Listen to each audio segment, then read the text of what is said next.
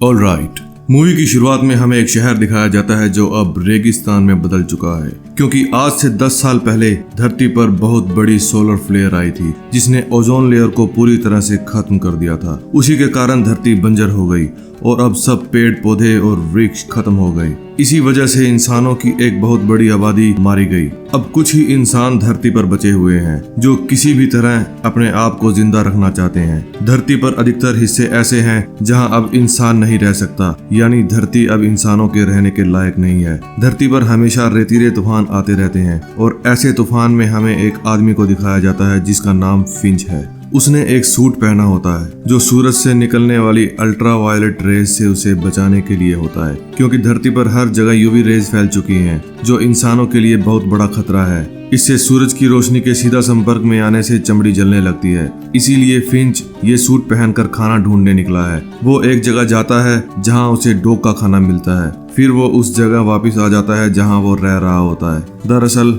ये एक लैब है जहां वो पहले कभी काम किया करता था। फिंच यहाँ पर अपने रोबोट और एक डॉग के साथ रहता है। फिंच अपने डॉग से बहुत प्यार करता है। उसे हमेशा इस बात की चिंता लगी रहती है कि अगर उसे कुछ हो गया तो उसके डॉग का क्या होगा, क्योंकि फिंच की तबीयत बहुत ज्यादा खराब रहती है। इसीलिए फिंच एक ऐसा रोबोट बना रहा होता है जो उसके बाद डॉग का ख्याल रखे। वो इसके लिए बहुत सारी किताबें भी पढ़ता है। जब वो रोबोट बनकर तैयार हो जाता है तो वो सारी की सारी इंफॉर्मेशन उस रोबोट में फीड कर देता है। वो जल्द से जल्द इस रोबोट का काम खत्म करना चाहता है, लेकिन तभी लाइट चली जाती है। फिंच जाकर लाइट को ठीक करता है। लाइट आने पर रोबोट उसे बताता है कि यहाँ बहुत बड़ा तूफान आने वाला है जो ज्यादा से ज्यादा 24 घंटे में यहाँ पहुँच जाएगा और ये तूफान यहाँ पर कई दिनों तक रहेगा, जिससे बच पाना नामुमकिन है। फिंच तय करता है कि वे सब यहाँ से सैन फ्रांसिस्को चले जाएंगे। अब फिंच रोबोट को चलना सिखाता है। जब रोबोट चलना सीख जाता है तो वे सब एक बस में बैठकर सैन फ्रांसिस्को चले जाते हैं।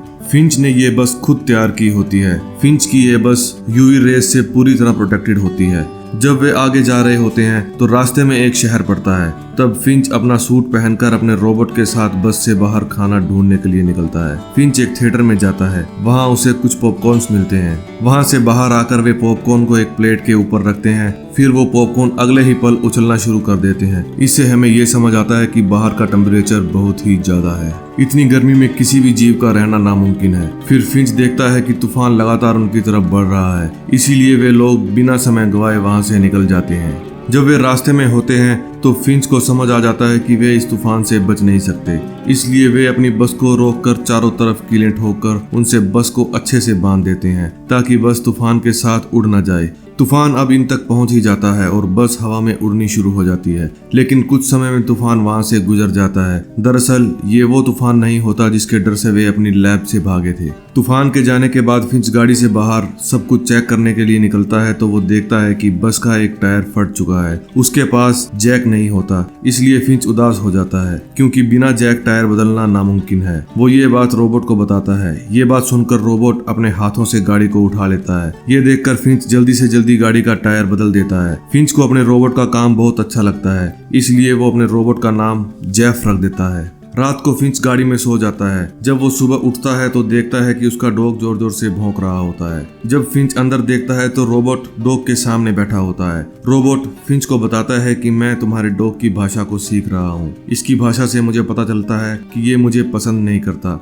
फिर फिंच कहता है तुम लोगों को घुलने मिलने में थोड़ा समय लगेगा, लेकिन जल्दी ही तुम दोनों दोस्त बन जाओगे। इसके बाद फिंच अपनी बस लेकर वहाँ से आगे बढ़ जाता है। रास्ते में उन्हें एक रेस्टोरेंट मिलता है जहाँ फिंच अपने डॉग को लेकर बाहर उतर जाता है। दरअसल ये लोग छाया में होते हैं और धूप इन्हें इफेक्ट नहीं करती। अब फिंच रेस्टोरेंट के अंदर चला जाता है तो बाहर उसके रोबोट यानी जेफ को गाड़ी चलाने का कीड़ा उछलता है। उसके दिमाग में जो डेटा इंस्टॉल हुआ था वो मात्र 72% था, क्योंकि उसके बाद लाइट चली गई थी। इसलिए जेफ को हर चीज की पूरी नॉलेज नहीं होती। वो गाड़ी को चलाने की कोशिश करता है और दूसरी गाड़ी में ठोक देता है। उसकी आवाज से फिंच बाहर आता है। फिंच उसे आवाज लगाता है कि तुम गाड़ी को वहाँ क्यों ले गए, तुम्हें गाड़ी को वापस लाना होगा। जब फिंच अपना हाथ धूम में करके देखता है तो उसका हाथ जलना शुरू हो जाता है। वो रोबोट रोबोट को ये दिखा रहा होता है कि वो धूप में नहीं आ सकता। उसके बाद जेफ गाड़ी को वापस लाता है और रेस्टोरेंट के साथ फिर से टक्कर मार देता है। ये देखकर फिंच को हंसी आती है और वो अपने डॉग के साथ गाड़ी में बैठ जाता है, लेकिन अब वो खुद गाड़ी नहीं चलाता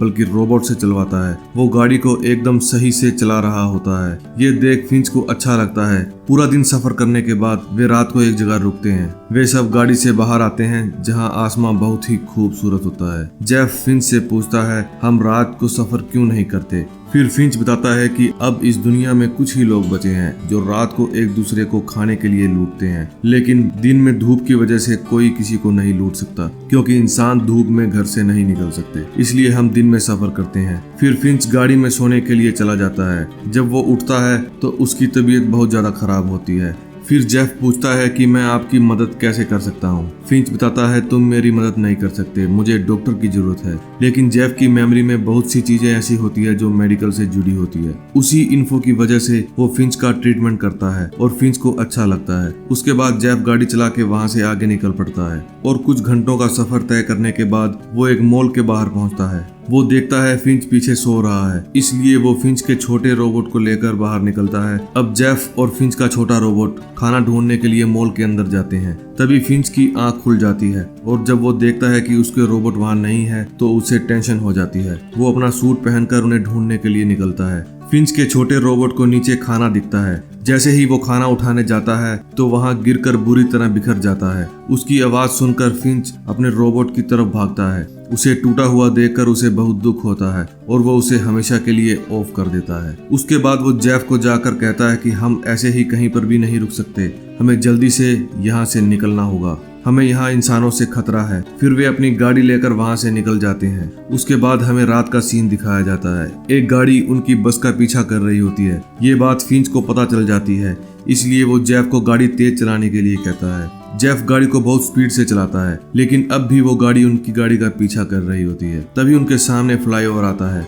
जेफ गाड़ी को फ्लाईओवर पे ना ले जाकर फ्लाईओवर के नीचे गाड़ी ले जाने लगता है। फिंच उसे ऐसा करने से रोकता है, लेकिन वो फिंच की बात नहीं सुनता। फ्लाईओवर की हाइट कम होने के कारण उनकी गाड़ी वहां फंस जाती है। फिर वो धक्का लगाकर गाड़ी को फ्लाईओवर के नीचे कर देता है और गाड़ी के अंदर आ जाता है। फिंच को बहुत डर लगता है कि अब इंसान आ जाएंगे और उसे मारकर उसका सामान, रोबोट और गाड़ी ले जाएंगे। लेकिन जो उनका पीछा कर रहे थे उनको ये नहीं पता होता कि वो फ्लाईओवर के नीचे छिपे हैं, इसलिए वे वहां से आगे निकल जाते हैं। अब फिंच गाड़ी से बाहर आता है और देखता है कि सोलर पैनल पूरी तरह से टूट चुका है, जिससे उसे बहुत गुस्सा भी आता है और दुख भी होता है। वो जेफ को कहता है कि तुमने इसे खराब कर दिया है, तुम मेरी बिल्कुल बात नहीं सुनते, तुम्हें नहीं पता किस सिचुएशन में क्या करना चाहिए। फिंच जेफ को बहुत डांटता है और खुद गाड़ी के अंदर आ जाता है। दरअसल उसकी तबीयत बहुत ज्यादा खराब होती है, इसलिए वो अपना पेशेंस खो रहा होता है। जेफ भी अब गाड़ी के अंदर आ जाता है। फिंच को अब एहसास होता है कि उसे जेफ को डांटना नहीं चाहिए था। वो जेफ को बताता है जब ओजोन लेयर शुरू में खत्म होना शुरू हुई थी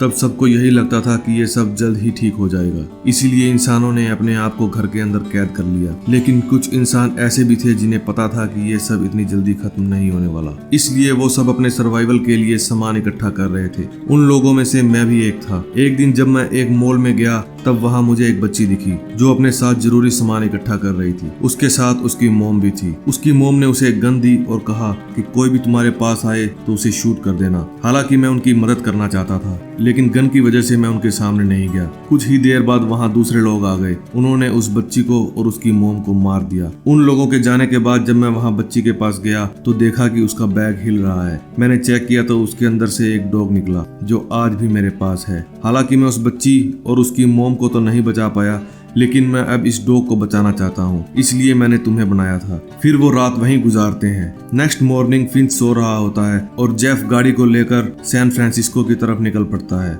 वो उन पोस्ट कार्ड्स को भी देखता है जो फिंच हमेशा अपने पास रखता है। फिंच ने जेफ को बताया था कि ये पोस्ट कार्ड उसके अंकल ने उसे दिए हैं, लेकिन जब जेफ पोस्ट कार्ड के पीछे देखता है तो उसे पता चलता है ये फिंच के फादर ने दिए थे। अभी वो गाड़ी चला ही रहा होता है तभी एक तितली गाड़ी की विंडशील्ड के साथ टकरा जाती है, जिसे देखकर जेफ हैरान हो जाता है। फिर वो फिंच को उठाता है। फिंच जब उस तितली को देखता है तो उसे बहुत खुशी होती है। वो समझ जाता है कि बाहर का वातावरण अब पहले से बदल चुका है। वो अपना हाथ बाहर धूप में निकालता है, लेकिन इस बार उसका हाथ नहीं जलता और उसके बाद वो बिना सूट के ही गाड़ी के बाहर निकल जाता है। फिर वो देखता है कि सामने एक फूल खिला हुआ है।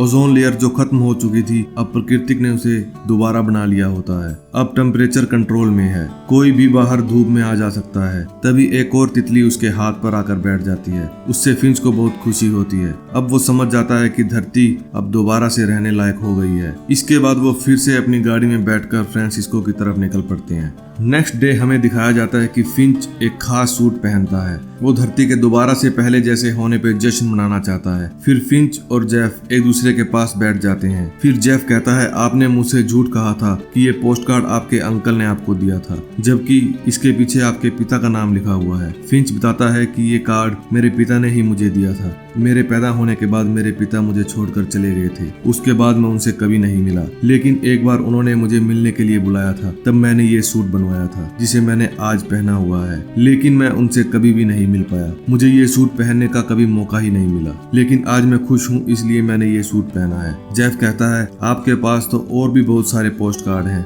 फिंच बताता है, मैं दुनिया घूमना चाहता था, इसलिए मैंने इन पोस्ट कार्ड्स को खरीदा था, लेकिन मैं कभी भी ऐसा नहीं कर पाया। मेरा ये सपना कभी पूरा नहीं हो पाया। सैन फ्रांसिस्को में जो ब्रिज है, जब लोग उसके ऊपर खड़े होकर दुनिया देखते हैं तो उन्हें बहुत अच्छा लगता है। जेफ कहता है, हम भी वहाँ तक जरूर जाएंगे, हम भी उस ब्रिज से दुनिया देखेंगे। फिंच कहता है, मैं वहाँ नहीं जा सकता, मेरी तबीयत बहुत ज्यादा खराब है। तुम मुझसे वादा करो, तुम मेरे मरने के बाद मेरे डॉग का ध्यान रखोगे। जेफ कहता है कि मैं वादा करता हूँ। उसके बाद वो जेफ को डॉग के साथ खेलने के लिए कहता है। जब जेफ बॉल को फेंकता है, तब डॉग बॉल को जेफ के पास नहीं बल्कि फिंच के पास लेके आता है। फिंच जेफ को कहता है, ये जल्द ही तुम्हारे साथ खेलना शुरू कर देगा। तभी फिंच की तबीयत बहुत ज्यादा खराब हो जाती है। जेफ फिंच को बस की तरफ ले जाने लगता है। फिंच जेफ को अपने गले से लगाता है और कहता है, मैं तुम्हारा शुक्रिया अदा कभी नहीं कर सकता। मुझे माफ कर दो, मैंने तुम्हें एक मशीन समझा, लेकिन तुम इंसानों से भी बेहतर हो। फिंच गाड़ी के अंदर चला जाता है और उसके साथ उसका डॉग भी अंदर आ जाता है। दोनों एक दूसरे को प्यार करने लगते हैं। बाहर जेफ गाड़ी का सारा सामान इकट्ठा कर रहा होता है। उसी रात फिंच की मौत हो जाती है। इससे जेफ को बहुत ज्यादा दुख होता है। वो उसके शरीर को जलाकर अगली सुबह उसके डॉग के साथ खेल रहा होता है। फिंच का डॉग भी अब उसके साथ खेलना शुरू कर देता है, यानी ये दोनों अब दोस्त बन चुके होते हैं। जेफ डॉग को खाना भी खिलाता है जैसा कि फिंच ने उसे सिखाया था। फिर उसके बाद वे दोनों सैन फ्रांसिस्को की तरफ निकल पड़ते हैं। रास्ते में हमें दिखाया जाता है कि दुनिया पूरी तरह से बदलना शुरू हो गई है। चारों तरफ हरियाली होनी शुरू हो गई है।